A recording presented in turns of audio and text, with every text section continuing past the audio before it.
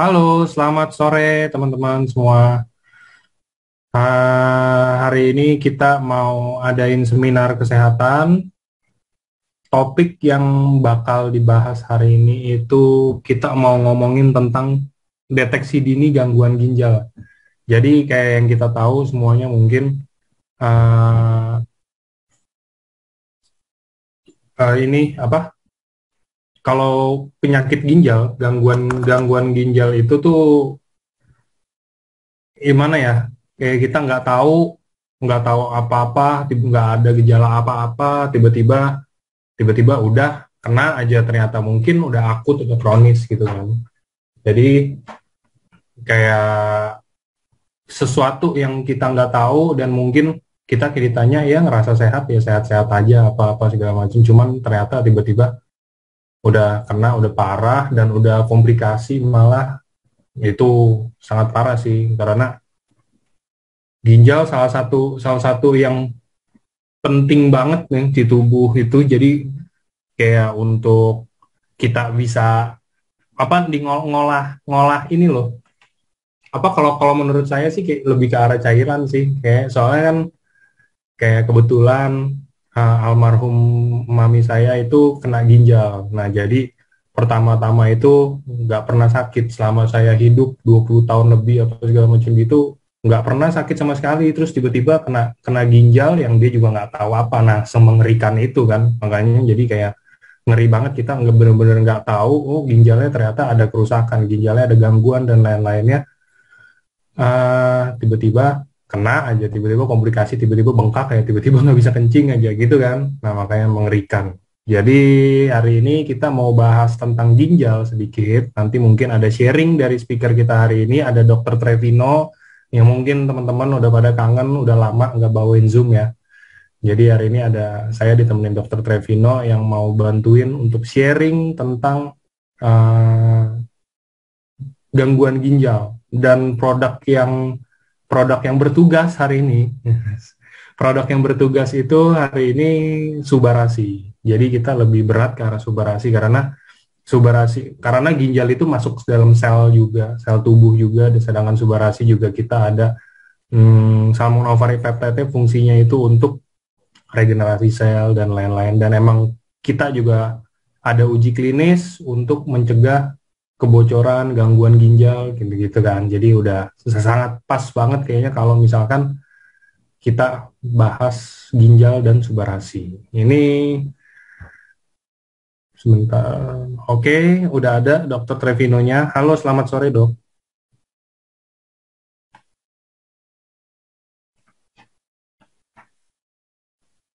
Dok,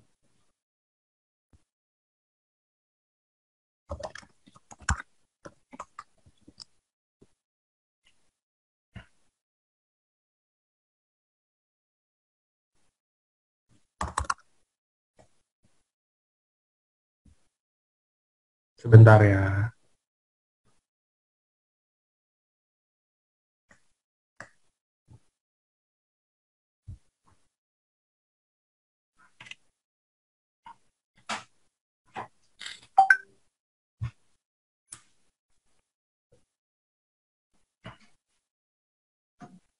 Nah, ini dia. Oke, halo sore dok.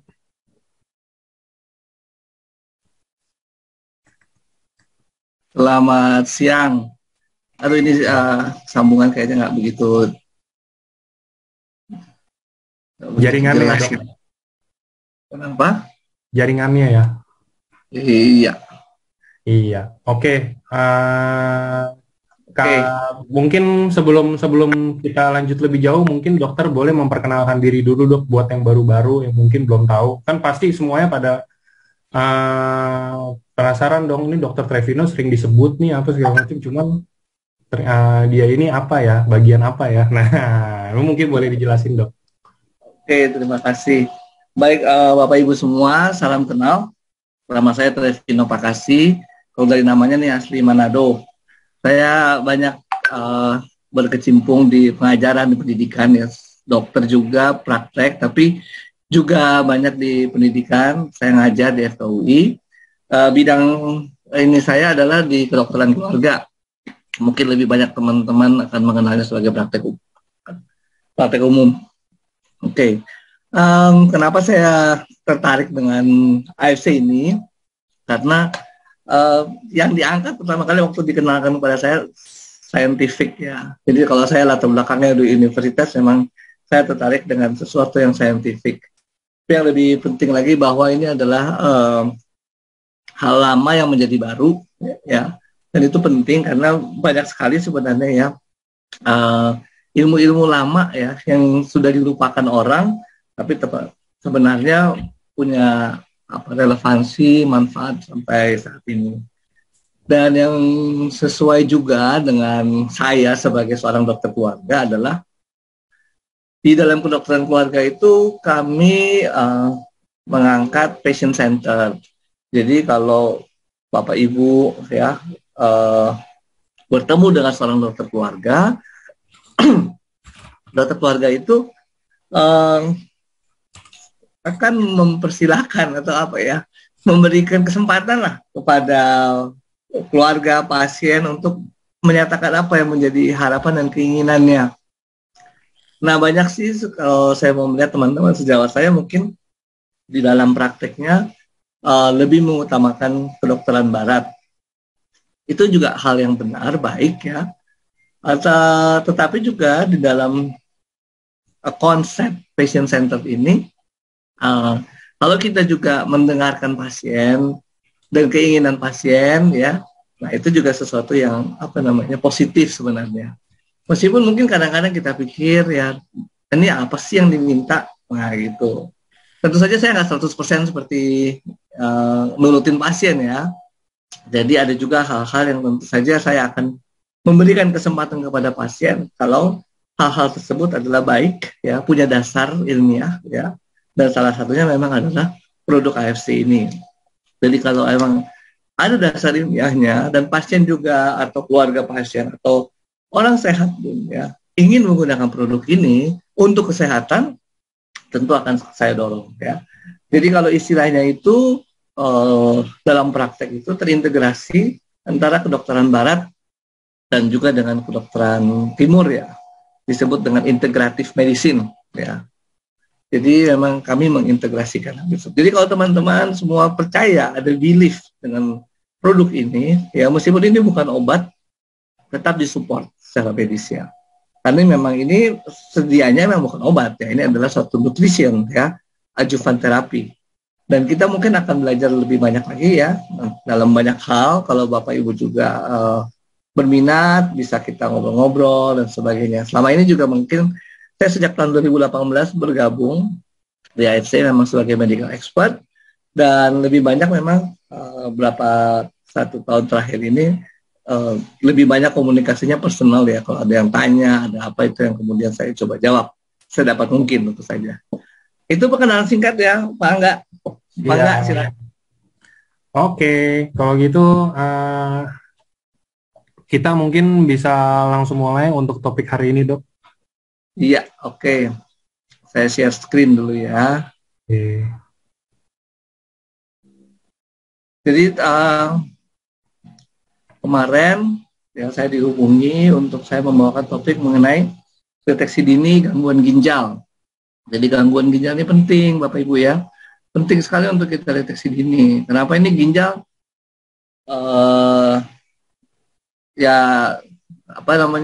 menjaga kita supaya tetap ini ya, tetap bisa sehat. Dan bahkan kalau ginjal kita pun sampai rusak, habis gitu ya, sampai tinggal 10% pun ya kita masih bisa bertahan hidup ya. Tapi jangan sampai kayak gitu maksudnya. Jadi kita harus jaga baik-baik ya ginjal kita ini. Kayaknya sih ada 2 gitu ya. 1 rusak masih ada 1. Jangan ya, jangan ya. Jadi 2 ini memang tujuannya atau dibuat ada 2 kiri kanan. Memang kapasitinya ya untuk seluruh tubuh kita. Ya. Nah ini kalau Bapak Ibu lihat gambar anatominya ini ginjal kita ini, kalau perut kita dibuka, ginjal kita ini ya paling dalam letaknya di belakang gitu ya. Jadi kalau dari luar ini mestinya ada usus dulu, tapi ususnya nggak kelihatan ya, udah diangkat. lalu ginjal kita di dalam. Jadi kalau dipegang-pegang dari depan itu nggak keraba, ya. Kalau keraba justru ada masalah, ya. Jadi memang tidak teraba kalau kita pegang dari depan ini, dari perut kita pasti yang teraba adalah usus perut, ya. Dari belakang pun nggak teraba karena terhalang oleh tulang-tulang iga dan juga tulang belakang. Jadi dilindungi banget artinya, ya. Dilindungi banget karena mahal, ya. Coba kalau ada yang pernah transplantasi ginjal harganya berapa, ya.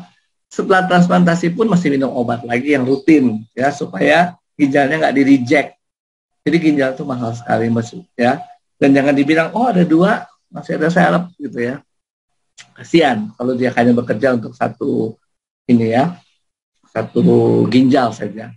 Nah, Bapak Ibu lihat di sini, ya, aslinya sih warnanya nggak merah biru, ya, aslinya sih abu-abu. Tapi yang merah ini mau menunjukkan adalah pembuluh nadi, dan yang biru ini adalah pembuluh barik, ya, vena.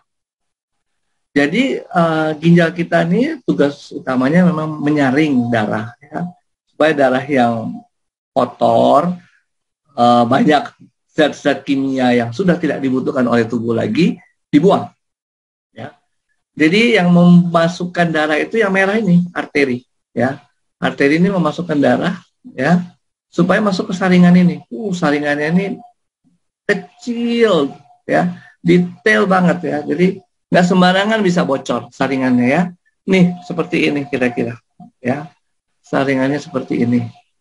Nih kalau darahnya masuk, ya, cairan dari dalam pembuluh darah ini kesaring, ya. Kemudian zat-zat yang kesaring terbuang di sini, ya. Ini namanya tubulus. Ada yang angkat tangan tadi, kenapa ya? Ada yang angkat tangan, ada yang raise hand. Itu angkat tangan kayaknya kepencet, Dok. Oke. Biasa. Ya, kirain ada yang mau nanya. Oke. Jadi darah kita disaring di sini nih, ya, semua hal-hal yang nggak perlu, ya, dibuang dalam tubulus ini, ya. Muternya juga jauh. Jadi waktu saringan pertama keluar di sini, nanti di sini diseleksi lagi nih. Ada yang penting-penting, masih dibutuhkan, diambil lagi oleh tubuh sampai akhirnya kebuang di sini, ya. Urin keluar di sini. Ini nih, waduh, banyak banget nefron namanya, satu saringannya namanya nefron. Banyak banget sampai kalau kita iseng-iseng beli ginjal sapi terus dipotong, ya, begini, kita nggak bisa kelihatan untuk kayak gini, ya, saking padatnya, ya. Tapi kira-kira fungsinya demikian, ya. Nih nefronnya ada di sini, tubulusnya di sini, ya, ngumpul semua urinnya di sini, keluar, ya. Nah kecil-kecil ini keluar ke saluran yang besar, ya. Jadi ini fungsi utamanya adalah membuang zat-zat hasil kerja dalam tubuh kita yang nggak diperlukan. Salah satu memang yang sering dijadikan indikator itu namanya ureum dan kreatinin. Itu barang-barang yang udah nggak dibutuhkan tubuh lagi. Jadi ketika sudah terbentuk di dalam darah, disaring dan untuk dibuang. Tapi ada protein-protein yang masih perlu, namanya albumin. Albumin nih kalau ginjalnya rusak kadang-kadang keluar, bocor kita sebut, ya. Nah kalau albumin ini keluar, harusnya dia tidak keluar. Nah ini suatu tanda-tanda, ya. Gula juga bukan sesuatu yang tidak dibutuhkan. Gula itu dibutuhkan tubuh kita. Bahkan oleh orang diabetes, gula juga dibutuhkan, ya. Jadi kalau gula itu dibutuhkan, seharusnya tidak ada di urin, tidak ada di air seni kita, ya. Dia kecil, bisa kesaring di sini, tapi nanti diserap lagi, ya, sehingga ketika dites kencingnya, gula urinnya negatif, ya. Tapi kalau gulanya nggak keserap, kenapa nggak keserap? Karena banyak banget di darah, udah lebih dari 200 mg per desiliter. Nah, urinnya jadi mengandung gula. Ya. Ada lagi barang-barang apa nih kalau kita lihat di urin yang sebenarnya harusnya nggak ada. Sel darah putih. Sel darah putih nggak boleh kebanyakan. Sel darah putih itu memang bisa nyelip-nyelip keluar masuk ke dalam saluran kencing, ya. Dia itu tugasnya untuk melawan kalau ada penyakit. Ada infeksi terutama. Nah kalau dia kebanyakan berarti wah ada masalah nih. Ada saluran kencingnya yang bermasalah, mungkin infeksi. Apalagi yang nggak boleh lewat, yang nggak boleh lewat sel darah merah. Ya, sel darah merah itu nggak boleh kelewat, sama sekali nggak boleh lewat. Kalau lewat, nah ada sesuatu nih, ada perdarahan pastinya ya. Kalau kena ketemu di kencing berarti ada perdarahan. Tapi kadang-kadang belum tentu ada perdarahan. Itu terutama kalau wanita yang haid. Ketika dia mengumpulkan urinnya, keluar darah pada saat itu tercemar dalam urin sehingga seolah-olah ada darah, padahal bukan. Ya, jadi itu zat-zat yang penting, sel-sel yang penting ya, yang tidak boleh keluar di dalam urin. Yang boleh keluar tadi apa? Satu ureum, dua kreatinin, sehingga itu kemudian jadi indikator. Indikator untuk bilang bahwa saringannya rusak nih, bocor, atau saringannya mungkin mengalami masalah, gitu ya. Kalau ureum kreatininnya naik. Nah ini sekilas ya tentang ginjal kita yang sangat hebat ya, sangat menarik ya, dan sejak di dalam kandungan ginjal kita ini sudah ditenun oleh Tuhan katanya, dan Tuhan sudah mengenal kita sejak dalam kandungan. Oke, ini dia fungsinya. Jadi menyaring darah pertama kali ya, membersihkan zat-zat hasil buangan tubuh ya, yang sudah tidak dibutuhkan lagi. Tadi yang menjadi indikator adalah ureum kreatinin. Masih ada lagi misalnya urea. Urea, sehingga kalau kita cium bau khas ya, kencing kita baunya khas, yaitu baunya urin itu adalah bau urea, ya, khas baunya. Kalau nggak tahu baunya apa, nanti setelah selesai cium ya urinnya masing-masing itu baunya urea. Oke. Nah, ternyata nggak cuma itu, ginjal kita tuh fungsinya banyak lagi. Yang lain adalah memproduksi hormon yang membentuk sel-sel darah merah. Jadi ada sel yang di sebelah saringan tadi, saringan itu namanya glomerulus. Ada saringannya, ada sel-sel di situ yang kasih hormon, kasih kode, perlu nih darah merah, perlu diproduksi ya. Dia yang memerintahkan. Jadi orang yang kadang-kadang gagal ginjal kronik, makanya anemia. Karena memang kerusakan dari nefron tadi. Sel-sel yang harusnya memberikan perintah, oh ya ini harus produksi darah merah, ya, tidak ada perintah yang keluar. Sehingga kemudian sel darah merahnya kurang, orang-orang HB-nya rendah, anemia. Ya. Apa fungsi ginjal yang lain? Yaitu mengaktifkan vitamin D. Provitamin D jadi vitamin D aktif. Jadi setelah habis berjemur, ya, ada namanya provitamin D yang sudah hampir aktif. Kemudian datang lewat darah ke ginjal, di situ kemudian diaktifkan jadi vitamin D. Vitamin D ini utamanya adalah mengatur kalsium ya, kalsium tubuh, tapi juga dia mengatur kekebalan tubuh. Ya, jadi itu adalah fungsi dari ginjal. Kemudian fungsi dari ginjal ya karena berhubungan dengan kencing, yaitu mengatur volume cairan. Jadi volume cairan nggak boleh kebanyakan. Kalau Bapak Ibu jadi bengkak kakinya berarti airnya nggak keluar. Fungsi cairan, pengaturan cairan terganggu. Atau kalau jantungnya yang bengkak, itu lebih bahaya lagi, ya. Berarti ada kelebihan volume. Kenapa nih nggak keluar? Bisa di ginjalnya, bisa inputnya kebanyakan, minum air kebanyakan, tapi kalau ginjalnya normal, tetap airnya akan dibuang. Bapak Ibu minum banyak, ginjalnya akan mengeluarkan air. Karena kita nggak boleh tenggelam, paru-paru kita nggak boleh tenggelam. Jantung kita nggak boleh bengkak oleh air, ya. Kaki kita nggak boleh bengkak. Ya. Jadi ini adalah fungsi dari ginjal kita. Jadi kenapa sih dia bisa rusak ya? Jadi yang pasti nefron-nefron tadi itu kalau kena injury, jejas, ya, bisa rusak. Ya, rusaknya bisa terjadi akut mendadak ya, ketabrak, dipukul perutnya, akut itu ya. Rusak ya, kencingnya berdarah setelah itu. Ya apa-apalah bisa terjadi lah. Nggak cuma itu ya, kecelakaan dan sebagainya, ginjal bisa rusak. Itu adalah injury yang jelas yang disebut trauma ya. Kalau udah kayak gitu kita nggak bisa bilang deteksi dini ya. Susah deteksi dininya kan, untuk kejadiannya akut mendadak dan sangat cepat. Yang bisa dilakukan adalah mencegah supaya tidak terjadi trauma, tidak terjadi kecelakaan, tidak terjadi apalagi itu ya. Ya macam-macam lah ya, kenapa sampai ginjal kita kena pukul misalnya. Nah, yang penting lagi adalah ketika ginjal ini bisa rusak, kenapa nih? Ya misalnya kalau batu lewat, ada kristal lewat. Yang kecil-kecil kristal ya.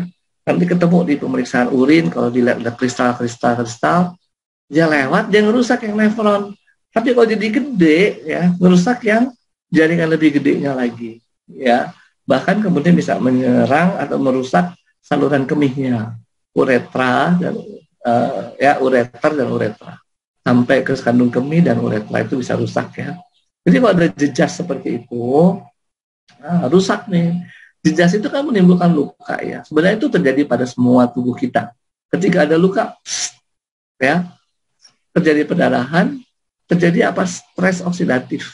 Pada dasarnya terjadi stres oksidatif. Ya, kenapa? Karena pada saat itu terjadi gap oksigen. Ya, karena ketika darah yang harusnya di dalam pembuluh darah mensuplai oksigen, gula dan sebagainya bocor. Nah itu terjadi stres oksidatif. Jaringannya yang harusnya terpenuhi kebutuhan oksigennya agak berkurang, terjadi stres oksidatif. Tapi rangkaiannya itu adalah rangkaian yang terus-menerus ya, nggak cuma luka selesai. Kayak rantai. Jadi begitu dia terjadi bentukan yang namanya oksidat reaktif, nyerang sel lain, terus jadi makin luas, makin banyak yang rusak. Ya, itu yang menyebabkan ginjal rusak. Apalagi ya? Sekali lagi itu tadi kalau Bapak Ibu masih ingat ya, sebenarnya itu kan cuma darah ya, saluran darah yang kecil-kecil masuk di dalam saringan, sehingga kemudian zat-zat yang cair di dalam pembuluh darah yang larut dalam pembuluh darah itu keluar ke saring ya, sehingga darah yang lewat setelah itu bersih ya. Jadi gimana nih bisa rusak? Kalau saluran darahnya rusak ya, dan kita udah belajar banyak sekali penyebab pembuluh darah kita rusak. Misalnya apa? Diabetes, darah tinggi, itu semua adalah penyakit-penyakit ya yang sifatnya sistemik ya, seluruh tubuh, yang membuat pembuluh darah kita bisa rusak. Kolesterol tinggi, LDL tinggi, itu semua adalah yang membuat jejas ya. Jejas. Dan kalau kejadiannya di dalam pembuluh darah ginjal, maka akan terjadi bahwa pembuluh darahnya rusak. Ya, fungsi ginjal jadi terganggu, bocor saringannya, zat-zat yang harusnya masih tidak bisa lewat saringan akhirnya lewat ya. Kalau misalnya ada batu lewat, darah ketemu di urin. Kalau batunya kemudian luka bikin infeksi, ketemu lagi sel-sel darah putih banyak ya, dan sebagainya.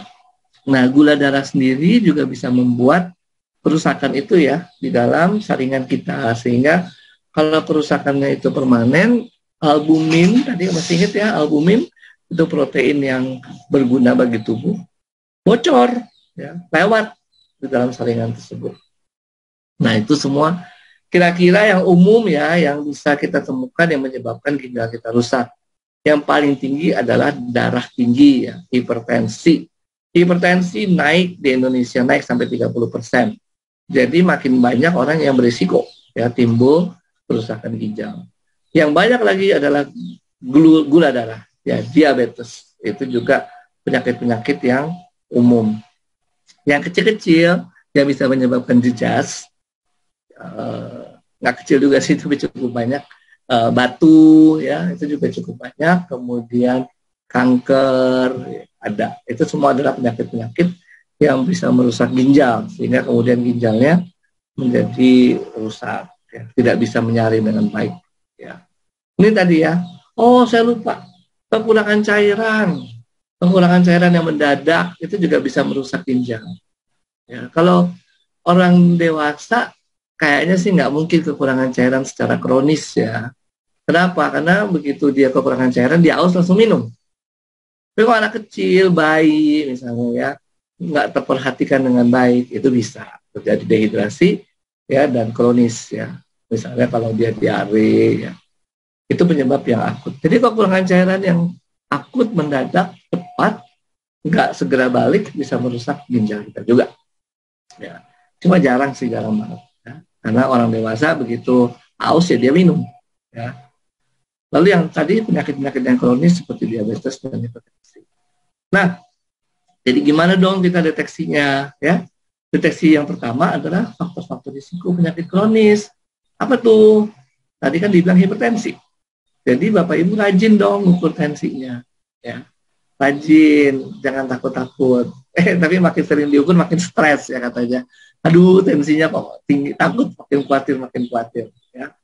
Nanti udah ketemu darahnya, tekanan darahnya tinggi, di atas 140/90, dianya udah males periksa lagi ya. Bilang, enggak apa-apa, nggak apa-apa. Akhirnya malah nggak kontrol sama sekali sampai darah tingginya benar-benar setinggi-tingginya. Ya, itu sering kejadian ya, ketika masih awal-awal ketemu darah tinggi, nggak apa-apa. Enggak, belum gitu ya. Tunggu sampai apa? Tunggu sampai kepalanya sakit, tunggu sampai apa. Dan komplikasinya banyak, nggak cuma ke ginjal, bisa komplikasi ke otak, ke jantung ya. Jadi rajin-rajinlah mengukur tekanan darah setidaknya. Ya kalau normal mungkin sebulan sekali lah, nggak usah sering-sering amat, 2 bulan sekali boleh lah. Tapi kalau udah mulai di perbatasan, ya mulailah lebih sering ya. Bukan apa-apa sih sebenarnya. Kalau kita nggak ngapa-ngapain juga sama aja, bohong. Justru setelah kita tahu tekanan darah kita di perbatasan nih, akan disebut darah tinggi, kita harus ngapa-ngapain. Misalnya mengurangi asupan natrium ya. Itu bisa didapat dari garam, dalam dapur, bisa didapat dari minuman soda, makanan awetan, penyedap makanan, itu semua ada natriumnya. Ya. Kita sering dengar namanya monosodium glutamat (MSG). Kita sering minum soda, ya. Kue aja pakai baking soda. Memang kadarnya kecil banget sih, ya. Kan kita nggak makan. Kalau pernah bikin kue ya, paling dipakainya sedikit ya baking soda itu, ya 1 ujung sendok teh. Terus kita kan nggak makan 1 loyang, kita cuma makan 1 iris. Memang sedikit sih, tapi kalau sering, ya mungkin juga akan pengaruh. Ya. Tapi hal-hal yang mengandung natrium itu akan merusak. Ya. Nah, ini yang membuat darah tinggi ya. Dan itu sekali lagi kita perlu lakukan intervensi ketika tekanan darah kita sudah di perbatasan. Apalagi yang bisa kita lakukan intervensinya? Ya latihan fisik, kayak rutin, 30 menit sehari, 7 kali seminggu, ya sehingga pembuluh darahnya lentur, katanya bisa fleksibel, tekanan darahnya nggak tinggi, ya. Itu contoh-contoh ya. Jadi paling gampang deteksi faktor risiko ya terhadap diabetes, terhadap hipertensi. Terhadap diabetes yang diukur gula darah. Kalau udah usia risiko 40 tahun lebih ya 6 bulan sekali lah ukur gula darahnya. Gitu ya. Tapi kalau masih muda-muda dan nggak beresiko, ukurnya setahun sekali nggak apa-apa. Yang disebut beresiko apa nih? Gendut. Ya, gendut tuh beresiko. Apalagi yang beresiko? Kalau lingkar perutnya nggak gendut kok, tapi lingkar perutnya gede, itu gendut juga ya. Ya, itu lingkar perut juga mempengaruhi. Ya, menunjukkan bahwa dia berisiko. Ya. Jadi periksa gula darah 6 bulan sekali atau setahun sekali. Itu adalah deteksi dini faktor-faktor risiko. Periksa apa lagi? Periksa kolesterol, HDL, LDL, itu juga mempengaruhi ya. Tapi memang sekali lagi kerusakan pembuluh darah oleh hipertensi, oleh diabetes, oleh kolesterol, kejadiannya bisa di seluruh pembuluh darah. Bukan hanya di ginjal, jadi bisa di otak, dampaknya jadi stroke, di jantung, namanya penyakit jantung koroner, ya. Jadi bisa macam-macam. Kalau di ginjal terjadi apa? Gagal ginjal. Oke, penyakit-penyakit yang berisiko tinggi yang banyak terjadi di Indonesia seperti itu tadi, termasuk obesitas, ya, kegemukan. Itu juga bisa kita deteksi kalau makin lama nih, terutama anak-anak muda ya. Yang masih muda 20 tahun lulus ya. Dulu waktu kuliah kurus kerempeng ya, susah menyelesaikan skripsi. Begitu selesai dapat kerjaan, dapat gaji, wow. Ya, langsung gaya hidup berubah. Ya. Belum ada tanggungan. Nah, itu beresiko ya. Dan sehingga kalau kita amati ya, di cermin makin tembem, makin cabi gitu ya. Perut makin buncit. Nah, itu udah faktor risiko obesitas ya. Sekali lagi itu adalah banyak faktor-faktor risiko ya, penyakit-penyakit yang menyerang tubuh, seluruh tubuh kita, yang bisa berdampak di ginjal. Gimana kalau kanker ya? Kalau kanker ginjal sih kebanyakan pada anak-anak ya. Ada namanya tumor Wilms, kemudian ada lagi sindrom nefrotik, itu juga kebanyakan pada anak-anak. Jadi mungkin deteksi dininya agak susah ya, karena masih kejadiannya masih sangat muda. Kita bahkan nggak kepikiran ya, nggak tahu dari mana juga ini kanker-kanker bisa keluar. Oke, ini kita bicara dalam konteks dewasa sekali lagi ya. Nah, pemeriksaan dini apa nih? Kalau punya medical check up, tiap tahun pakai ureum kreatinin. Ya. Berapa ureum kreatinin? Tadi kan sudah disebutkan bahwa ini adalah bahan-bahan buangan dari tubuh. Ya, jadi kalau kita efisien dalam membuang ureum dan kreatinin, maka di darah kadarnya, ya, misalnya kreatinin tidak melebihi 1,5. Kalau ureum tidak melebihi 40 misalnya. Ya, kenapa? Karena setelah dipakai dibuang di ginjal, dibuang di ginjal. Ya. Kreatinin itu misalnya hasil pemecahan otot, ya. Terus kelebihan di dalam darah dibuang. Berarti ginjalnya masih bagus, ya. Itu setahun sekali kita lakukan.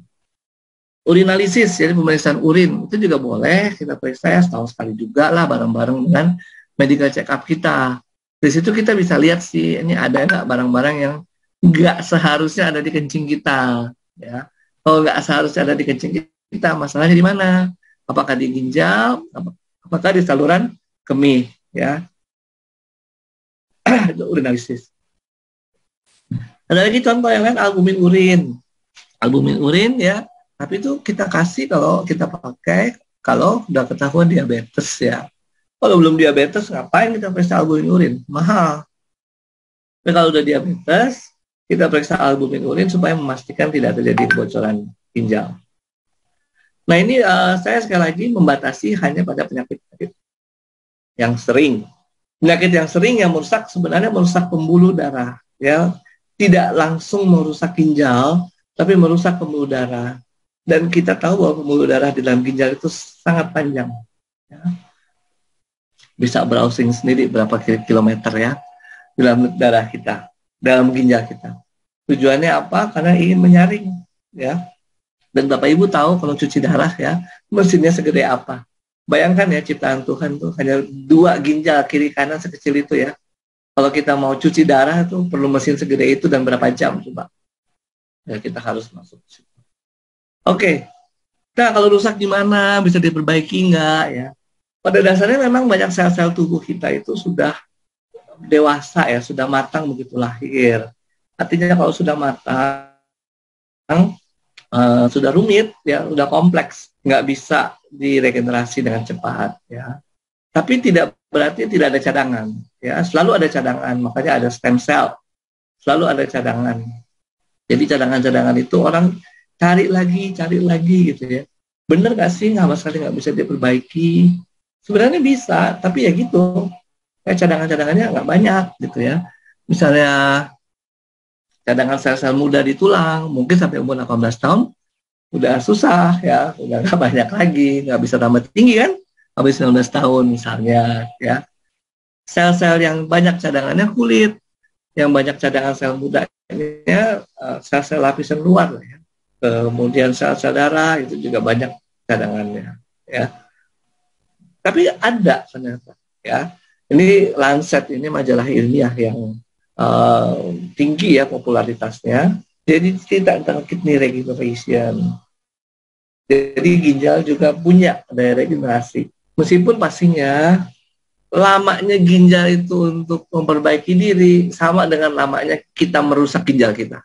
Jadi jangan berharap bahwa kita dalam waktu singkat simsalabim plup ya sembuh. Nggak bisa. Ya, tubuh kita juga nggak seperti itu. Ketika rusak juga nggak secepat itu. Kalau kita ketemu pemeriksaan darah ureum kreatinin tinggi yang menunjukkan sudah gagal ginjal kronik, itu berarti 2 belah ginjal dengan sekian puluh ribu nefron itu rusak semua, sehingga harus cuci darah. Nah bisa rusak semua itu kan nggak sekali jalan, bertahun-tahun, puluhan tahun. Lalu kita mengharapkan dalam waktu simsalabim sembuh, nggak bisa, ya, nggak bisa secepat itu kalau secara alami. Tapi mungkin ada yang lain ya, secara supranatural barangkali kita nggak tahu juga ya. Tidak tertutup kemungkinan-kemungkinan yang lain. Tapi sekali lagi, kidney regeneration sudah banyak yang cari-cari ya. Keliling meneliti, dan kemungkinan ada ya, kidney regeneration kemungkinannya ada, regenerasi sel-sel ginjal ya. Jadi sel-selnya bisa beregenerasi, sehingga sebenarnya kalau kita mau melihat ya, kita tuh punya kesempatan ya, tubuh kita tuh sebenarnya begitu indah ya Tuhan berikan, sehingga seharusnya dengan kondisi kita yang situasi normal, itu dia tidak merusak ya. Udara sekitar kita tidak merusak tubuh kita, makanan kita tidak rusak, minuman kita tidak merusak tubuh kita ya. Sehingga kemudian kita, kalaupun terjadi kerusakan, sifatnya minimal, sehingga kemudian bisa diregenerasi. Nah, jadi yang mungkin Bapak Ibu perlu ingat bahwa ginjal ini adalah organ yang sudah matang sejak dalam kandungan. Ya. Usia 36 minggu kehamilan, ginjal kita udah ready, kiri kanan, ya, sudah bisa berfungsi, ya, sudah ready. Nah, kemudian ginjal itu melalui pendewasaan, sehingga ketika lahir sudah berfungsi untuk menyaring darah, ya, sudah bisa siap. Sekali lagi diingatkan bahwa fungsinya menyaring darah, ya, sehingga zat-zat yang tidak dibutuhkan tubuh, ya, itu bisa dibuang melalui kencing, ya. Nah, ini penting juga ya, zat-zat yang tidak dibutuhkan tubuh dibuang melalui kencing, ya. Jangan ada yang ngomong lagi minum minum air kemih ya untuk terapi. Saya nggak yakin itu ada terapinya ya. Orang itu dibuang kok oleh tubuh ya. Kenapa diminum jadi terapi itu nggak tahu saya dari mana idenya itu. Ya. Oke, itu tugas pertama dari ginjal. Yang kedua adalah membentukkan sel-sel darah merah. Dia memberikan perintah hormon ya, memberikan perintah kepada sumsum tulang untuk membentuk sel darah merah. Lalu mengaktifkan vitamin D. Ya, vitamin D ini penting buat ngatur kalsium, ngatur kalsium ini. Vitamin D juga penting untuk mengatur kekebalan tubuh. Lalu mengatur cairan dan zat-zat elektrolit tubuh, utama itu yang natrium ya, natrium klorida dan sebagainya. Ginjal bisa rusak ya oleh jejas-jejas, terutamanya oleh penyakit-penyakit yang kronis ya, seperti diabetes, hipertensi itu banyak ya. Tapi akhir-akhir ini diketahui juga bahwa ginjal dapat meregenerasi diri. Penting dicatat bahwa perlu waktu ya, bukan simsalabim berubah ya. Perlu waktu untuk meregenerasi diri ya. Nah, tadi kita sempat belajar sedikit bahwa dengan adanya jejas injury tersebut terjadi stres oksidatif, sehingga dengan minum antioksidan ya, kita melindungi bukan hanya ginjal tapi alat-alat tubuh lainnya juga yang berisiko terjadi stres oksidatif. Oke, itu aja sharing saya. Lebih enak nanti jawab ya. Siapa tahu saya jawab ada hal yang lebih lebih sesuai dengan kebutuhan sehari-hari Bapak Ibu ya. Silakan. Oke, kita mulai tanya jawab ya dok. Ya. Oke.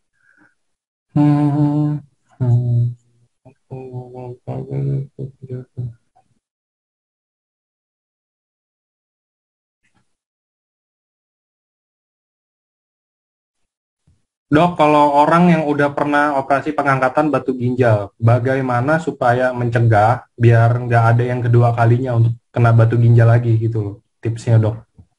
Iya, terima kasih. Saran saya sih kebanyakan minum ya, kebanyakan minum. Jadi minum itu juga membantu untuk melarutkan. Tapi memang proses terjadinya batu ginjal itu juga masih digali terus ya, diteliti terus. Jadi nggak bisa dibilang juga 100% minum akan merusak, akan mencegah ya. Terutama tergantung air minumnya juga sih. Karena ada daerah-daerah tertentu di Indonesia yang air minumnya banyak mengandung kapur. Terus kalau kita minum air tanah ya, dari air yang mengandung kapur banyak itu malah mungkin berisiko ya. Jadi mungkin kalau di daerah-daerah tersebut ya cari air yang udah dikemas kali ya, air kemasan lebih bagus daripada air-air tanah. Tapi kalau air tanahnya bagus ya, sehat ya, banyak minum air sih. Itu salah satu untuk pencegahan. Yang lain menghindari minum soda. Soda itu juga membantu mengkristalisasikan banyak-banyak materi ya dalam darah. Jadi ya udahlah, stop dah menikmati Coca-Cola, menikmati, stop aja, nggak apa-apa kok, nggak rugi ini. Itu aja mungkin yang bisa saya sarankan. Oke, kalau misalkan saya mau konsumsi Subarasi, kira-kira kalau menurut dokter Subarasi itu berapa saset deh per hari untuk ini aja, menjaga aja, mencegah tadi itu aja. Untuk maintenance ini sebenarnya 2 saset sehari itu sudah cukup. Karena itu memang yang pertama itu anjuran AFC ya. Jadi saya sendiri tidak melakukan riset persis berapa dan apa akibatnya dengan lebih atau kurang. Tapi karena sarannya 2 saset sudah cukup satu. Yang kedua, saya yakin itu kan dari rekomendasi mereka itu dari suatu penelitian ya. Kalau kita ginjalnya baik-baik aja, tubuh kita juga normal-normal aja, kalau kita stimulasi lebih banyak, katakan kita ingin, cepat regenerasinya, belum tentu respon. Ya, karena memang ada keterbatasan dari tubuh untuk merespon. Sehingga kalau ditanya berapa cukupnya ya, anjurannya 2 saset aja dulu. Oke. Nah, ini juga ada yang pertanyaan bagus, ini secara general. Dok, mau nanya, apakah baik kalau kita minum segelas air sebelum tidur? Kadang orang justru menghindari minum kayak begitu karena takut kencing tengah malam, dok.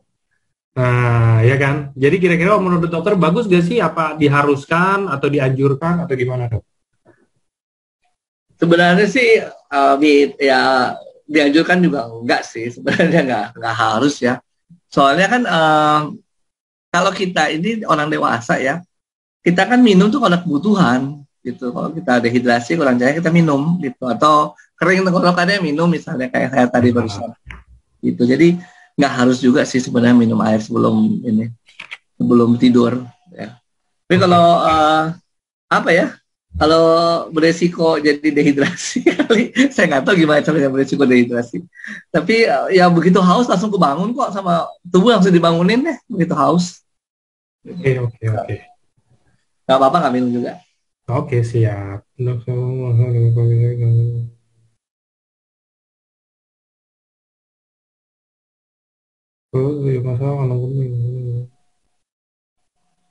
Tadi ada angkat tangan udah ya?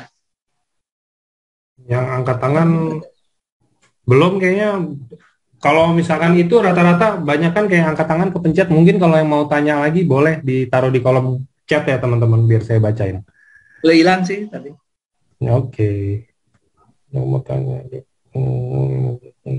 Dok, tanya sebentar ya. Saya sudah hampir 8 tahun setiap cek darah eritrositnya positif. Sudah berobat ke urologi, tidak ada masalah di kandung kemih. Dan juga sudah berobat ke spesialis ginjal. Katanya fungsi ginjalnya normal. Namun dicek darahnya tetap positif. Malah positifnya positifnya udah paling tinggi mungkin tingkatannya. Saya udah konsumsi UTSU dan SUBA. Apa solusinya, dok? Kenapa eritrositnya tetap positif?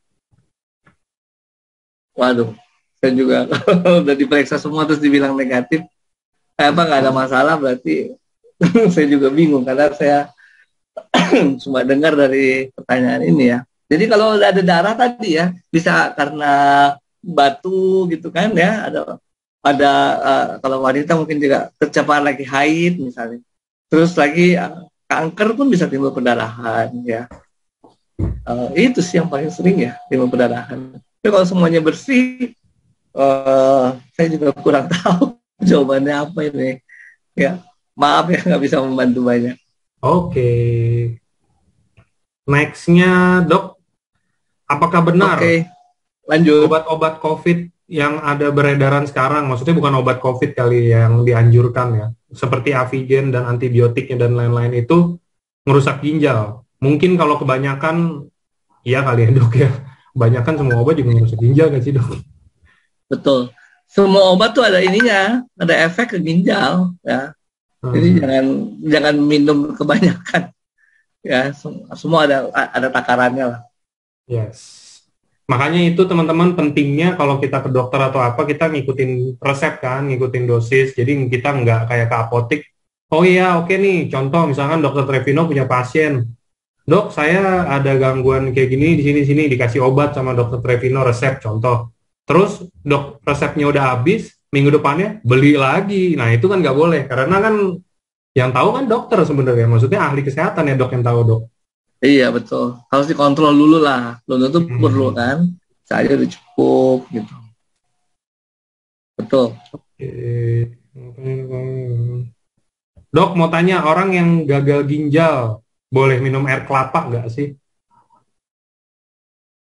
Air kelapa ya. Kalau gagal ginjal sih yang paling penting kan karena fungsi ginjalnya tuh terganggu ya untuk menyaring atau untuk mengatur cairan. Sebenarnya yang paling penting satu adalah memang supaya cairan nggak numpuk. Kalau numpuk di jantung, di paru-paru, tenggelam gitu. Hmm. Kalau air kelapa sendiri, saya kurang tahu persis ya. Mungkin kandungannya apa ya, gula kali ya. Karena rasanya manis ya. Kalau gula ya, kalau dia diabetes ya kita mesti kontrol.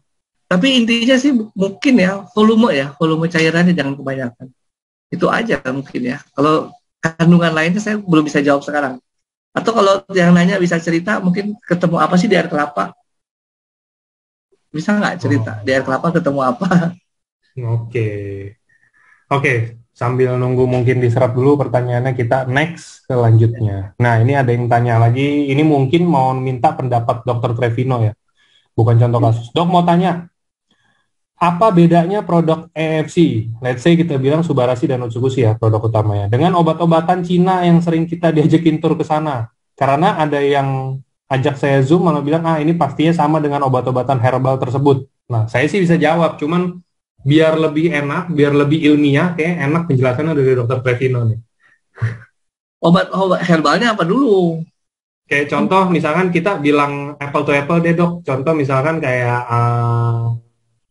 untuk ginjal, karena topik hari ini ginjal ya. Maksudnya kita tahu kayak Subarasi itu kalau di kita emang udah ada uji klinis dan emang udah ada pendalaman apa segala macamnya gitu oleh EFC ya. Maksudnya kalau untuk yang kayak obat-obatan herbal Cina itu kan banyak macam dok, banyak banyak jenis gitu. Ada yang oh iya ini bagus buat ginjal, oh ini bagus buat kesehatan otak, ini bagus buat kesehatan mata. Mungkin kita sekarang bilang, mungkin mereka yang mereka bingung ini kayak lebih ke arah alaminya dok. Kayak kalau udah judulnya herbal tuh kayaknya oke dari tumbuh-tumbuhan, dari apa-apa segala macam. Sedangkan bedanya apa sama kita? Apakah kita mengandung kimia atau apa-apa segala macam gitu loh dok? Hmm, ya saya terus terang nggak mendalami produk yang lain sih ya. Tapi kalau dia artinya kalau dia beda di Indonesia ada izin BPOM, dia sebut herbal harus herbal, nggak boleh ada kimia-kimianya, sudah pasti tuh ya. Kalau kecuali dia ngebohongin, tapi kalau ngebohongin langsung ketahuan ya. Oke. Nanti ada pengawasan. Jadi kalau dia bilang herbal, ya pastinya harus dari tumbuhan ya dan harusnya alami ya. Bedanya ya kalau SOP kan produk dari hewan, bukan dari tumbuhan. Lalu cara kerjanya, oh kalau Subarasi ada dari tumbuhannya ya, Subarasi ada apa namanya tomat ya, itu Hmm. juga ada dari tumbuhan atau vegan peptide disebutnya. Nah, yang menjadi ini ya, karena si vegan peptide ini mengatur ininya sih sebenarnya sih lebih banyak ke tentang pembuluh darah ya supaya nggak terjadi sumbatan-sumbatan, misalnya trombus. Beda dengan sardin peptide. Kalau sardin peptide itu mengatur cairan sama seperti fungsi ginjal yang mengatur cairan tadi melalui mekanisme yang namanya RAA. RAA itu renin angiotensin ya. Nah, itu renin angiotensin aldosteron. Jadi itu adalah mekanisme mengatur cairan sih ya. Tentu akan beda. Saya sih kurang tahu produk mana yang ditanyakan di sini. Tapi mungkin juga ada produk-produk yang dibilang, oh ini bagus buat ginjal, terutama untuk batu misalnya. Nah itu kalau batu ginjal, kebanyakan produk-produk herbal itu membuat kencingnya banyak. Kenapa kencingnya banyak? Diharapkan dengan banyak kencing, kedorong tuh batu-batunya keluar, kristal-kristalnya keluar. Itu sih yang saya tahu ya. Kalau misalnya sekarang ada produk lain yang bilang regenerasi sel dan sebagainya, ya boleh diadu dah. Kita ngomong aja. Diadu dong. Ya, beda lah pasti. Oke. Oke, nah ini oke, ini tidak berkaitan dengan ini, tapi karena dia ini pertanyaan tentang kanker, dok. Dok, saya menderita kanker kelenjar getah bening. Saya udah konsumsi 5 Subarasi dan 2 Utsu. Sudah cukup atau masih kurang? Apakah ada efek samping untuk saya karena saya kanker? Ya, tadi yang saya awal sekali ya saya menceritakan tentang diri saya itu saya mengusung yang namanya integratif medicine. Jadi Subal-Asi adalah ajuvan, ya terapi ajuvan, terapi tambahan. Tambahan terhadap apa? Kalau bapak atau ibu mengalami cancer ya, kemudian mendapatkan treatment misalnya kemoterapi atau penyinaran atau operasi, itu akan timbul stres oksidatif. Sehingga dengan minum produk-produk AFC ini antioksidannya terutama yang kita ambil fungsinya bisa melawan kerusakan-kerusakan sel. Lebih jauh lagi kemo itu kan juga merusak hidup ya sel-sel yang baik artinya. Nah, itu pun bisa dibantu oleh sifat antioksidan dari produk-produk tersebut.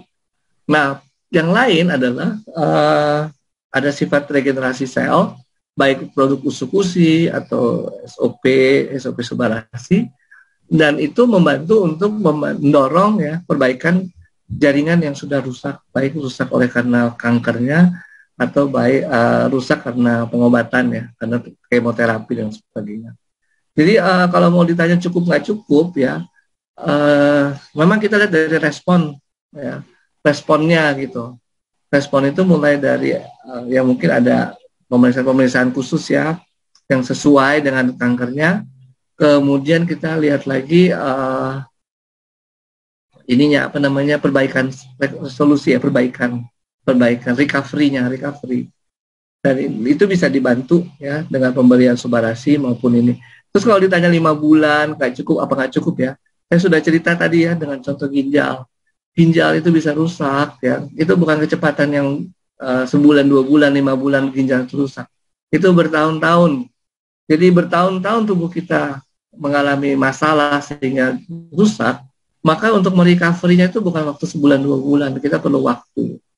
Nggak secepat itu juga. Tapi juga bukan berarti kemudian ya udah menyerah, ya nggak begitu juga ya. Tetap tetap kita harus konsisten.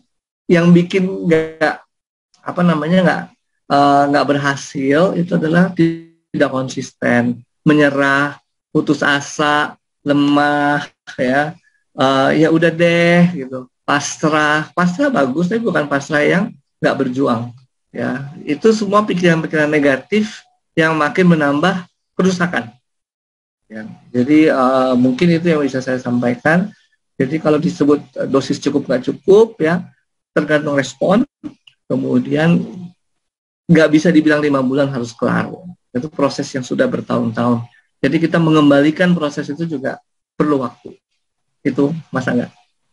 Oke, sip. Eh, nah ini juga pertanyaan bisa untuk semua, bisa untuk saya juga, mungkin bisa untuk yang lain juga yang nggak bertanya ya. Dok, tadi kan dokter ada bahas tentang minum air putih. Banyak nih kita bahas karena ginjal itu berkaitan banget dengan rutin minum air putih ya dok ya. Nah, Ya, dan tadi juga dokter ada jelasin tentang gula. Sekarang pertanyaannya ini, dok, kalau misalkan contoh saya minum kayak teh nggak pakai gula tentunya ya. Maksudnya itu kayak udah kebiasaan air diganti teh. Itu bagus atau biasa aja atau sama dengan air putih fungsinya atau gimana, dok? oke. Teh, kopi, gula, teh, kopi, coklat ya. Itu ada senyawa kimia yang namanya santin. Kok santan ya? Hmm, oke. Santin. Santin itu emang merangsang di otak untuk bilang suruh kencing gitu ya. Jadi Oke. disebut baik, ya sebenarnya jangan banyak-banyak kali ya. Maka kurangin cairan ya. Gitu. Hmm, Cukup lah ya. Semua yang kelebihan nggak bagus lah gitu ya. Tapi bukan berarti nggak boleh sih. Sebenarnya boleh-boleh. Nggak masalah. oke.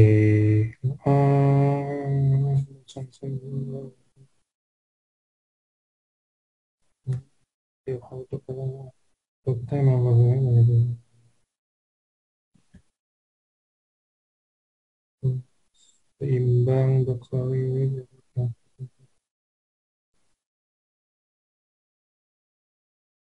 Kista. Kalau kista itu harus diangkat operasi atau gimana dok? Apa bisa nggak tanpa tanpa tanpa dioperasi gitu? Eh, kalau kalau nggak mengganggu sih sebenarnya nggak masalah ya. Itu kisah kan tumor jinak ya. Dan kadang apa namanya, kalau cuma satu biji sih oke lah kita bisa angkat ya, dokter bisa angkat. Tapi tergantung lokasi ya, nggak segampang itu juga. Tapi kalau kistanya banyak, kayaknya cenderung nggak diangkat. Kalau terjadi ginjal banyak kista, cenderung nggak diangkat. Malah nanti ginjalnya jadi lebih rusak lagi. Gitu. Kista ya tumor jinak sih satuannya, jadi nggak diangkat pun sebenarnya nggak masalah. Nah, ini ada yang nanya, ini menarik menurut saya, ini contoh kasus.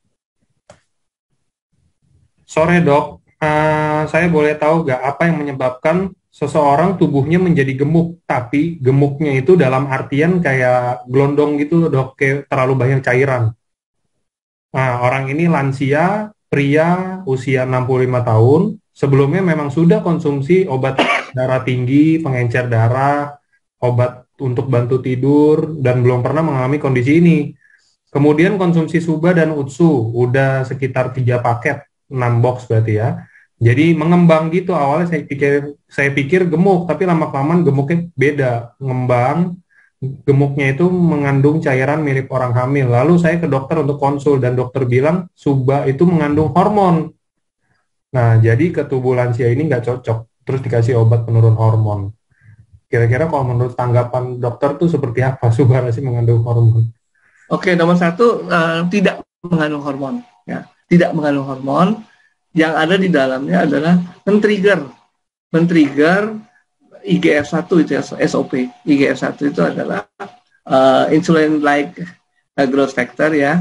Insulin-like growth factor itu memang salah satu hormon. Dia men-trigger. Nah, bagusnya tubuh kita ini, kita nggak bisa rangsang terus-terusan. Jadi kalau kita men-trigger, oke, terjadi hormonnya meningkat misalnya. Pada satu titik tertentu, kita tambahin trigger lagi juga nggak jadi apa.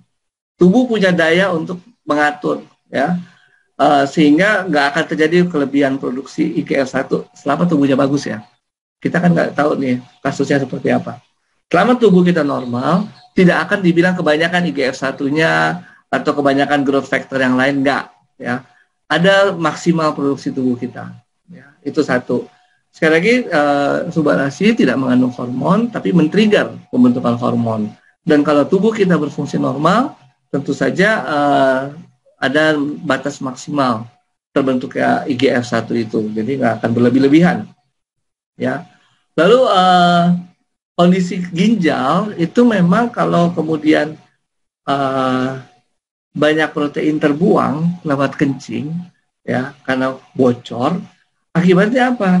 Cairan dari dalam pembuluh darah keluar, makanya kelihatan bengkak, dan bengkaknya di seluruh tubuh, ya, bukan cuma di, kalau kita berdiri kaki doang yang kelihatan gitu. Tapi kalau sudah sangat masif, seluruh tubuh bengkak, bisa kelihatan di apa namanya ini, kelopak mata juga bengkak gitu ya, kelihatan seperti itu. Nah itu berarti kondisi di mana protein banyak terbuang.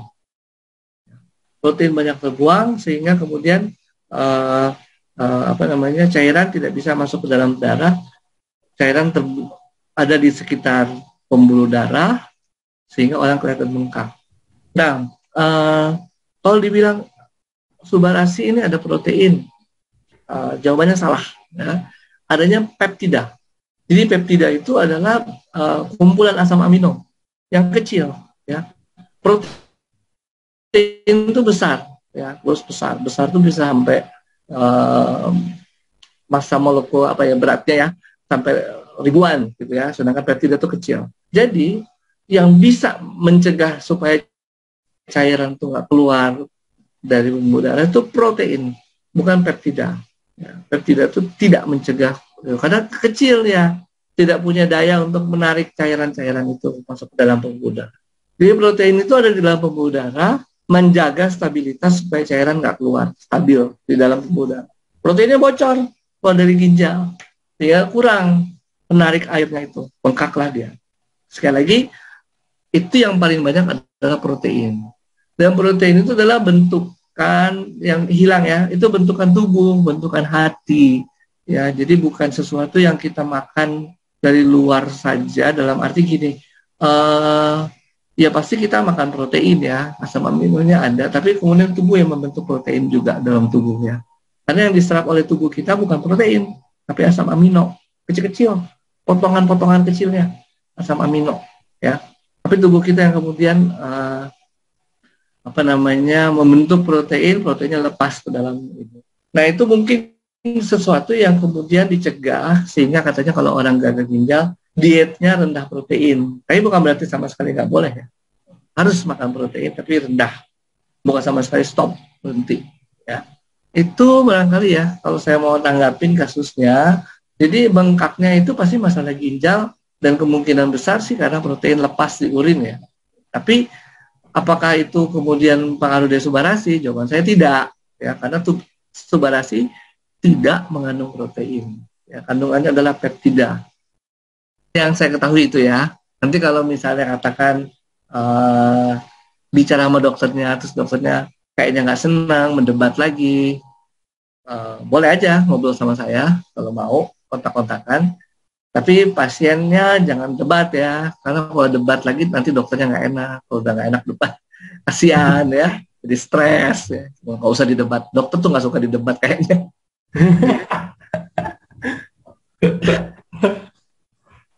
Ya, gitu, ceritanya gitulah. Oke, siap. Nextnya ini dulu. Dok, kalau untuk saya udah cuci darah selama 6 bulan, 2 kali 1 minggu. Apakah ada saran saya harus konsumsi subarasinya berapa banyak? Saya rasa sih kita belajar dari respon lagi ya. Sekali lagi, tetap mulai dengan dosis yang dianjurkan 2 saset aja dulu sehari dan kita lihat respon. Jadi respon kalau subarasi ini kan ada vegan peptide dan ada sardine peptide yang fungsinya sama seperti RAA itu yang tadi saya bilang. Jadi mungkin kita bisa melihat responnya dari kontrol tekanan darah ya. Hanya memang sekali lagi itu bukan obat, itu adalah adjuvan. Jadi kombinasilah dengan obat yang diberikan ya. Obat yang diberikan supaya nggak terlalu jangan terlalu, artinya gini, integrasi antara kedokteran barat dan juga dengan kedokteran timur, di dalam hal ini kedokteran Jepang ya.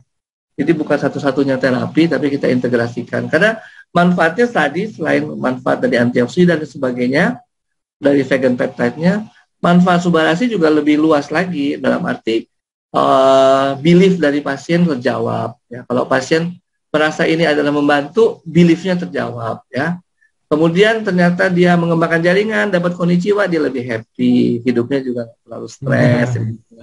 Itu contoh-contoh yang lain loh. Ya. Oke.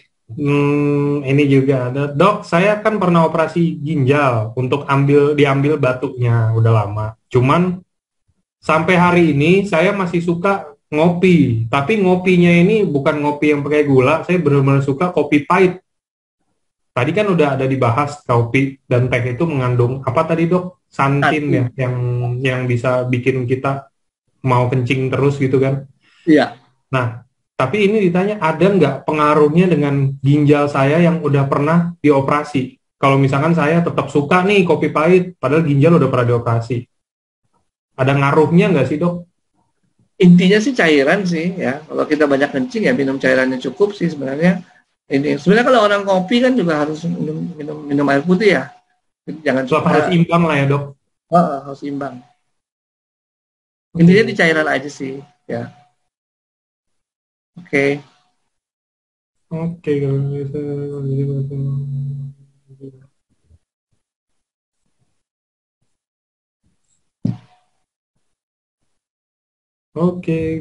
Selamat sore, Bapak Suhu, kandungan gulanya tinggi. Nah, ini juga banyak yang bilang subarasi ini rasanya ada manisnya. Yang kita tahu bahannya apa ya. Nah, tapi ini mungkin dokter bisa nggak menanggapi bedanya gula gula yang biasa kita temuin, gula yang kita beli di pasar atau di supermarket dengan bukan gula sih, kita bilangnya stevia ya kalau di Subarasi itu. Ya. Dengan stevia itu bedanya apa, Dok? Ya. Nah, bedanya ini kalau di bahasa Inggrisnya sugar itu gula dan sweetener ya, pemanis ya. Itu bedanya seperti itu. Jadi sebenarnya bahasa Indonesia kita juga udah membedakan ada gula dan sweetener. Gula itu C6H12O6 itu rumus molekulnya itu memberikan energi kalori, tapi sweetener tidak memberikan kalori. Nah, dari mana kita tahu nanti kalau kita beli paket beli makanan jadi pabrikan, lihat nutrition fact-nya ya. Nutrition fact-nya lihat kalau misalnya tuh rasanya manis, kalorinya 0, itu sweetener. Tapi rasanya manis, ada kalorinya misalnya 100 kalori misalnya atau 50 kalori. Nah, itu berarti gula ya. Jadi nutrition fact sih udah keharusan ya diberi jadi aturan dari BPOM. Jadi kalau mau pasti sih lihat ya, selain lihat ingredients-nya, isinya apa ya. Isinya kalau stevia ya itu hanya pemanis. Ya. Tapi kalau gula berarti ada sumber energi di situ. Ya. Ada kalorinya. Itu. Mungkin yang bisa saya jelaskan. Ya. Ini juga ada yang angkat tangan? Ada enggak?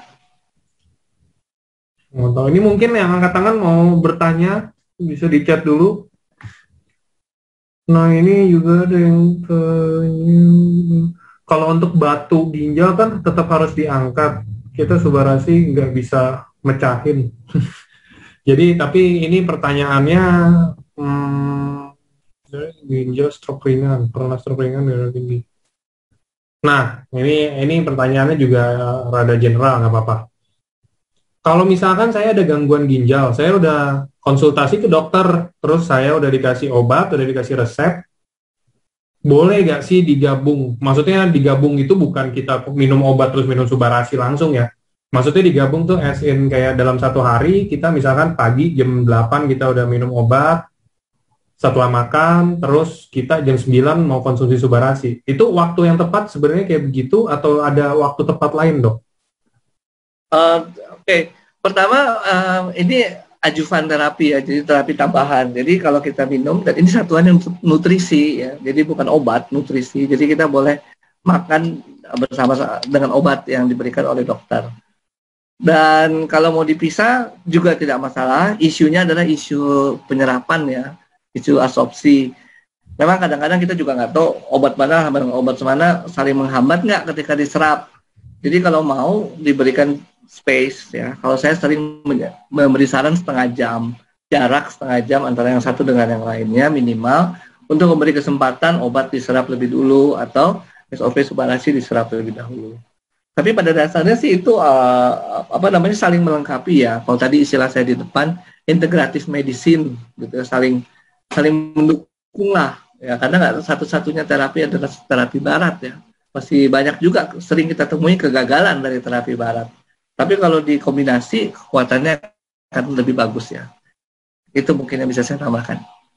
Oke, siap. Ini juga, Dok, kalau misalkan fungsi ginjal tinggal 3%. Fungsi ginjal tinggal 3%. Menurut dokter pribadi, peluangnya gimana, Dok? Apakah maksudnya masih bisa bertahan atau masih bisa pulih atau gimana, Dok? Oke. Ini kita lihatnya dari laju filtrasi glomerulus ya, ada ELFG itu ya, estimasi dari penyaringan filtrasi ya, penyaringan glomerulus. Jadi kalau memang sudah di bawah, saya lupa kalau nggak salah di bawah 12 ya, memang sudah dianjurkan cuci darah. Tapi 3% itu sebenarnya artinya masih dalam kapasitasnya untuk tetap bisa menyaring darah kita. Cuma tentu saja jadi kerja berat banget ya buat yang 3% ini, dan resikonya nggak tentu lebih bagus ya, belum tentu lebih baik juga gitu. Jadi kalau memang sudah ada anjuran, menurut saya sih kita tetap lakukan anjuran cuci darah ya. Prospek akan balik lagi, ya tadi yang saya kemukakan ya, bahwa Di dalam penelitian regenerasi sel ginjal itu dimungkinkan, tapi perlu waktu. Tidak secepat yang kita perkirakan. Ya, tetap perlu waktu. Ya, karena kalau kita mau bilang kan indikator kita untuk disebut ureum kreatinin itu normal, gagal ginjal ada ureum kreatininnya normal. Jadi ginjal kita masih 1/4 aja, ureum kreatinin kita masih bisa normal. Karena kesaring semua ya oleh ginjal yang masih sehat. Gitu. Jadi benar-benar udah rusak baru ureum kreatinnya naik. Dan itu berarti udah hampir banyak yang rusak ya. Sehingga tentu untuk mengembalikannya perlu waktu. Oke, siap. Oke, ini juga ada pertanyaan menarik lagi. Dok, kalau dari tadi kan kita bahas untuk gagal ginjal dan mungkin gangguan ginjal dan mungkin regenerasi sel dan lain-lainnya oleh subarasi. Dah, tapi ini ada yang gagal ginjal di usia 14 tahun. Sebaiknya konsumsi berapa banyak? Kalau tadi kan untuk jaga dok yang 2 saset itu kan, tergantung dari respon tubuh. Nah kalau ini 14 tahun gagal ginjal, apakah ada kemungkinan untuk subarasi membantu untuk regenerasi ginjalnya? Biar jadi berhasil ginjal yang nggak gagal lagi mungkin gitu loh dok. Iya, kalau masih anak-anak sih, curiganya bawaan gitu. Jadi belum tentu karena ini ya. Jadi yang fungsi-fungsi dari subarasi SOP ini untuk penyakit-penyakit yang didapat ya, yang didapat bukan yang bawaan dari lahir. Gitu. Jadi kalau bawaan sifatnya genetik itu mungkin berat ya untuk disebut mau diperbaiki. Ini lebih banyak penyakit-penyakit yang rusaknya gara-gara polusi, rusaknya gara-gara ya stres oksidatif tadi dan sebagainya. Ini fungsinya subarasi lebih ke arah sana. Tapi kalau mau diberikan, saya melihat fungsinya lebih banyak kepada antioksidan ya, untuk menjaga melawan stres oksidatif akibat ginjal yang udah rusak. Itu mungkin yang saya bisa sarankan. Tapi kalau untuk kemudian mengembalikan ginjal itu sebagai normal, harus yakin dulu nih penyakitnya bukan penyakit bawaan ya, bukan penyakit genetik. Oke. Sebenarnya ini ada pertanyaan untuk efek sampingnya seperti ginjal bocor jika konsumsi subarasi itu sangat bertolak belakang, Ibu. Kita di sini uji klinisnya aja mencegah ekskresi albumin, kebocoran ginjal itu, terus ini pertanyaannya efek sampingnya malah ginjal bocor kan, itu sangat bertolak belakang. Jadi justru subarasi ini kita membantu, lalu apa ya dok bahasa ilmiahnya yang diuji klinis, mencegah ekskresi albumin, benar ya dok ya? Ya, mencegah pengeluaran albumin. Yes.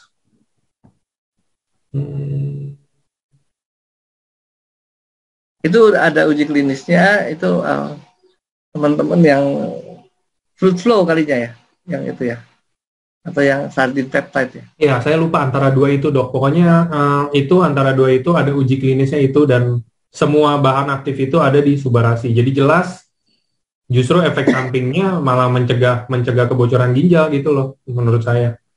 Ya. Oke.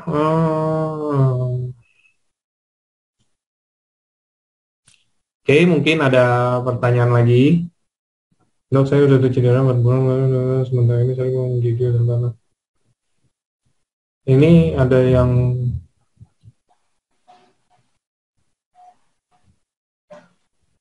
yang katanya usia 48 tahun udah konsumsi suba dan utsu hampir 2 tahun. Gula tetap dan kemarin periksa darah, kreatinnya mulai naik dari normal. Nah, selama 2 tahun itu konsumsinya kan nggak cuma subarasi dan utsu doang ya, Pak atau Bu ini. Pasti ada konsumsi yang lain. Mungkin bisa lebih distabilin lagi ya, Dok, pola hidupnya ya. Iya, betul. Karena balik lagi, maksudnya kalau 2 tahun nih, kayak saya Angga, saya udah konsumsi 2 tahun subarasi dan utsukusi, tapi saya kenapa malah kena gejala stroke? Iya, yang saya makan Padang setiap hari 3 kali itu kan saya nggak cerita. Kan maksudnya, kalau mau tanya gitu juga bingung kan dok ya? Iya. Kalau ditanya, Angga setiap hari makan apa? Saya makan kikil, rendang, ayam goreng, apa? Ya, itulah maksudnya. Jadi, mungkin ini juga maksudnya buat yang lain, ini sering dibahas sih sama beberapa dokter juga. Mungkin kayak kalau kita mau, maksudnya kita mau sehat, kita mau normal aja tubuhnya, mau sehat dan lain-lainnya juga kan kita tetap harus jaga. Kita nggak bisa menitik tumpukan dengan produk dari AFC, contoh kayak, iya, saya udah konsumsi Subarasi, tapi saya nggak ada perubahan dan lain-lain. Kan kita, ini Subarasi apa ya dok, sifatnya apa ya? Kita ini bukan sebagai obat, kita bukan sebagai apa, gimana ya dok jelasinnya? Nutrisi, sebenarnya intinya nutrisi. Jadi ada sebenarnya makanan kita tuh bukan cuma zat gizi, ada juga makanan-makanan namanya functional food. Nah inilah salah satunya kategorinya itu. Functional food itu bukan zat gizi. Kalau zat gizi itu protein, vitamin, mineral, itu zat gizi. Di luar itu ada yang lain yang berfungsi untuk tubuh kita. Contohnya yang paling sering kita dengar tuh serat. Ya, itu kan bukan zat gizi. Tapi kalau nggak ada serat, BAB-nya susah. Ya. Nah ini semacam itu.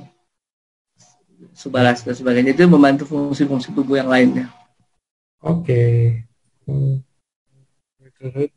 Mitra saya terbantu dari ginjal bocor setelah minum Subarasi. Nah itu. Yes, benar teman-teman. Ini udah ada beberapa yang mungkin pikirannya sudah terbuka, udah sangat open. Jadi mereka bilang Subarasi dan Utsukushi ini bukan makanan sulap. Lu konsumsi bentar, habis itu mau langsung sehat gitu loh. Tadinya stroke, tadinya nggak bisa jalan, terus konsumsi Subarasi mau langsung bisa jalan. Buset, nggak bisa kayak begitu ya. Betul, tetap ada proses, ada kombinasi dengan yang lain, nggak bisa juga hanya ini. Oke, dok, saya memang tapi testimoninya itu menggiring kepikiran itu.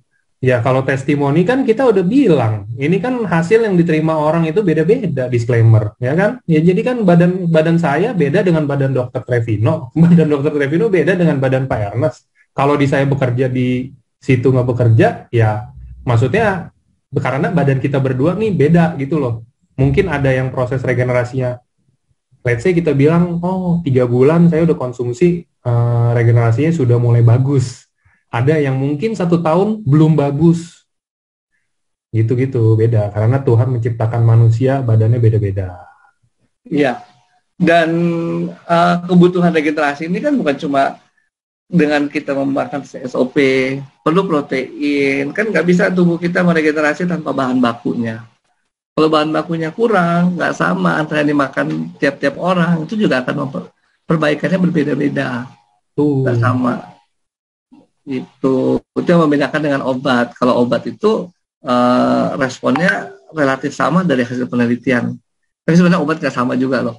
Ada orang yang sakit kepala minum paracetamol sembuh, ada yang enggak. Sebenarnya nggak segitu-gitu amat juga sih obat. Cuma karena udah lebih dulu naik daun kali ya. Andaikan Subarasi udah ada dari sebelum obat ya dok. Udah sekarang orang ngomongnya bukan obat, dok kalau saya konsumsi obat ini, dok kalau saya konsumsi. Oke. Bulan lalu suami kreatif. Kita next, ini ada lagi. Dan kemudian saya berikan Subarasi tanggal 9. Dok, bulan lalu suami saya kreatininnya 11,9. Kemudian saya berikan SOP 100 2 siang dan 1 siang dan 2 malam. Oh, ini masih SOP 100 ya. Tanggal 9 November periksa ke lab, kreatin menurun ke 10,2. Nah, ini berita positif kan maksudnya. Apakah masih ada cara lain lagi untuk mempercepat penurunan kreatin? Ini biar saya yang jawab, ganti Bu jadi Subarasi. Mungkin bisa ya dok ya? Ya. Sekali lagi kita berkombinasi lah dengan semuanya. Juga mungkin ada perubahan pola makan kali sehingga ya, ada perubahan. itu juga betul saya setuju. Dan mungkin istirahatnya cukup, olahraganya ditambah mungkin, atau mungkin dengan konsumsi sayurannya lebih sering, ya kan kita nggak tahu, buah lebih rutin, ya kan? Itu kan dengan kayak begitu juga. Justru bukan itu yang mendukung, justru yang kita ini yang mendukung. Justru kita yang mendukung kalau misalkan kayak apa ya, ya kayak pola hidup lah, tetap utamanya itu pola hidup, bukan kayak kita pola hidupnya jelek, kita pola hidupnya buruk, terus kita konsumsi Subarasi dan Utsukushi kita mau bagus, itu juga sulit sih. Maksudnya mungkin ada kemungkinan membaik juga ya dok ya, cuman kan tetap ya akan lebih sulit dibandingin orang yang menjalani hidup sehat sehari-harinya, begitu. Ya. Oke.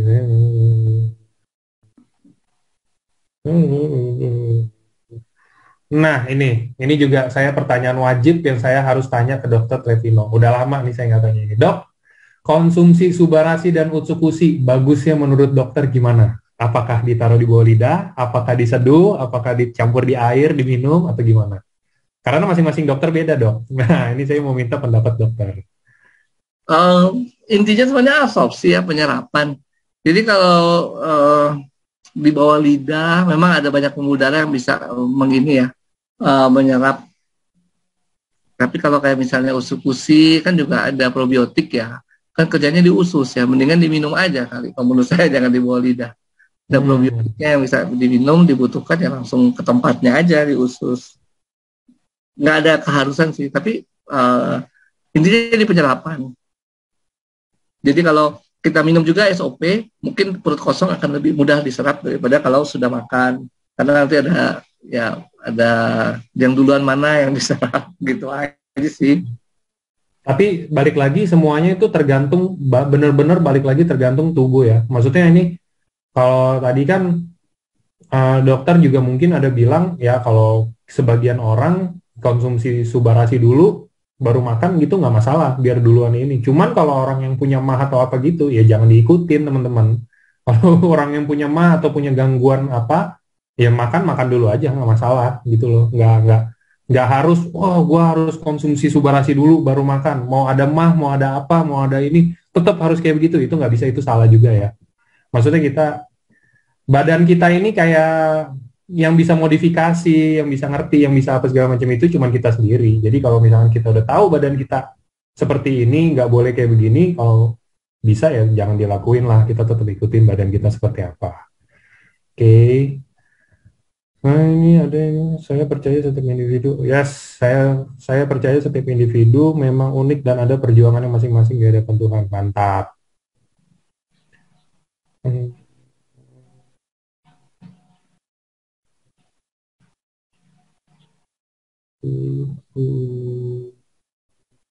Oke. Hmm. Oke, mungkin ada pertanyaan ini lagi. Kalau udah nggak ada, saya tutup ya, teman-teman. Oke, thank you teman-teman udah meramaikan acara hari ini. Thank you Dokter Trevino waktunya dan Sama-sama. sharingnya, dokter. Ini kita udah lama nggak sharing. Ini teman-teman semuanya sudah pada haus akan ilmu dan sharing yang dokter berikan sebenarnya kayaknya.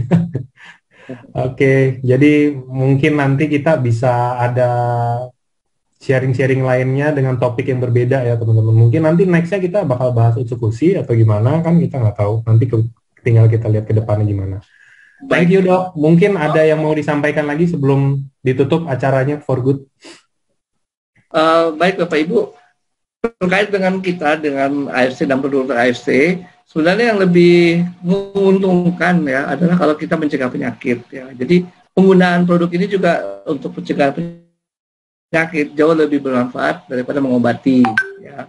Sehingga kalau saya sih sarankan Bapak Ibu yang masih sehat-sehat, segar-segar ini mengonsumsi secara rutin. Jangan tunggu udah sakit baru kita berpikir akan menyembuhkan ya. Itu saja mungkin yang harapan dari saya pada Bapak Ibu semua. Oke. Dok, sorry dok. Sebelum di close, ini kan gini dok. Kita kalau baca dari berita dan lain-lain gitu katanya nanti akan ada gelombang COVID baru, apa segala macam di akhir tahun. Nah, menurut pendapat dokter gimana dan gimana kita ya kalau untuk saran dokter kita jaganya gimana sih dok? Ya, itu possible ya, mungkin terjadi karena memang antibodi yang dibentuk dari vaksinasi kan nggak lama umurnya. Belum ada yang tahu juga apakah bisa bertahan setahun apa tidak. Paling 6 bulan juga habis, gitu ya. Itu yang diperkirakan. Dan itu sudah terbukti dari yang negara-negara luar. Waktu Juni-Juli kemarin tuh kan juga ternyata lonjakan kasus COVID juga terjadi di negara-negara lain yang sudah mencapai katanya herd immunity, contohnya Israel ya. Tapi Israel ternyata mencapai Juni-Juli ada kenaikan kasus gitu ya. Sehingga kemudian masalahnya di mana nih? Mungkin antibodinya memang nggak bisa bertahan lama. Jadi kalau diperkirakan nanti Desember Januari ini memang ada lonjakan, kemungkinan besar tuh ada ya. Karena tadi antibodi kita kan baru rutin-rutinnya digejot-gejotnya vaksinasi kan Juni Juli ya. Jadi mungkin sudah Desember ini udah mulai menurun. Jadi terus kita mau ngapain? Kita mencegah ya, mencegah. Nah kalau mau mencegah dengan SOP atau mencegah dengan usukusi itu benar ya, karena memang ada pembuktiannya. Kalau usukusi itu kan dia aktifnya melalui NK cell. NK cell ini kan first responder dari virus, infeksi virus ya. Jadi kita bisa melatih NK cell kita ya, dan semua sistem imun kita dengan usukusi, itu hal yang bagus. Kemudian SOP itu mengandung, atau SOP Subarasi mengandung antioksidan ya. Dua-dua ini juga mengandung antioksidan dan vitamin C, dan juga ada asam hyaluronat. Itu semua adalah yang penting untuk pembentukan daya tahan tubuh ya, terutama garis depan, garda terdepan di saluran napas dan di kulit dan di mana-mana. Garda depannya lah itu. Itu mungkin saran saya sekali sehari cukup ya, atau 2 kali sehari, 2 saset sehari boleh. Oke, mantap. Itu ya teman-teman pendapat, maksudnya selama ini kan kayak di berita tuh rame banget nih, oh iya nih nanti akhir tahun ini akan melonjak dan lain-lainnya ya, itu sangat mungkin terjadi ya, karena kita nggak ada yang tahu juga kan, maksudnya kedepannya kan kita nggak ada, ini aja COVID, emang 3 tahun yang lalu kita bakal tahu ada COVID kan, enggak gitu kan. Betul, nggak ada yang tahu.